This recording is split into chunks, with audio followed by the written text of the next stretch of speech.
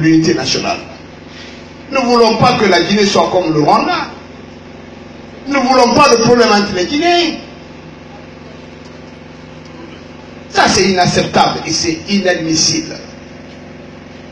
Je voudrais donc dire à ceux qui n'ont absolument rien à faire, qui ont pris le discours de M. Alpha Condé, qui ont coupé la partie là où ils s'attaquent au Maléké et qui sont en train de passer, faire des CD, décider pour dire qu'ils n'ont pas dit, ceux-ci n'aiment pas M. Alpha Condé, ils n'aiment pas la Guinée. Ce sont les ennemis de la Guinée.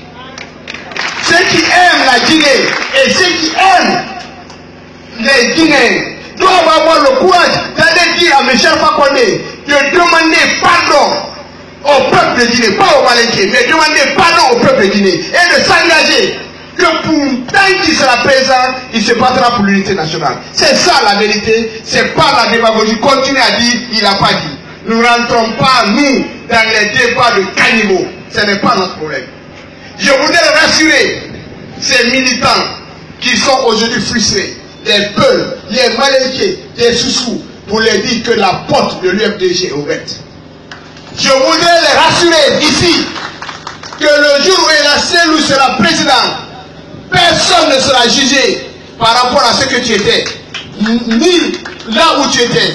Quel que soit le parti où tu as appartenu, tu seras traité dignement. Les militants du RPG Arc-en-Ciel qui sont restés avec M. Alpha Condé, le jour où le président Cellou Dalein sera le président de la Guinée, je vous rassure qu'ils seront traités comme des Guinéens. Il n'y aura aucune différence. Leur dignité sera respectée. Voilà pourquoi nous nous battons. Et je les demande, tous ceux qui veulent, qui ont confiance en la Guinée, qui pensent aujourd'hui que la solution c'est El Selou, la porte de l'UFDG est grandement ouverte. Venez, tous les Guinéens, on va se mettre ensemble pour faire une Guinée unie et prospère. Une Guinée où on ne parlera pas d'ethnie. Une Guinée où nous parlerons de la Guinée et du développement de la Guinée. Aujourd'hui, les Guinéens vivent dans la misère et dans la précarité. On est le mois de carême. Nous savons le discours qui a été tenu par rapport à Kaleta. Le Kaleta, nous savons le coût de Kaleta. Aujourd'hui, tout ce qu'on a créé dans l'obscurité, c'est un discours pompeux. On est au mois de juin, pendant la saison des pluies. On n'a pas d'électricité. Le sac de riz coûte 250 000 francs.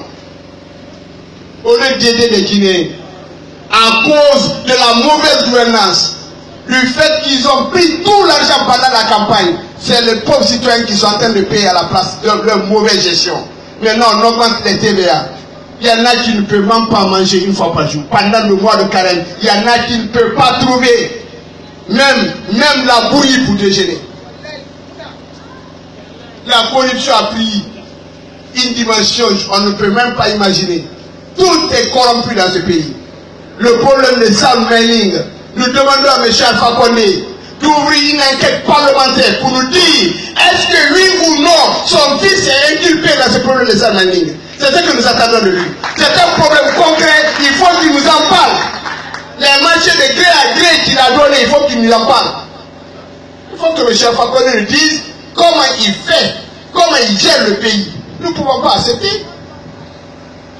Vous savez, quand quelqu'un est président, c'est un être humain. Ce sont les Guinéens qui le transforment en monstre. Ils veulent le voir comme s'il était Dieu, le Tout-Puissant. M. Alpha Condé était Guinéen comme nous. Il est le président.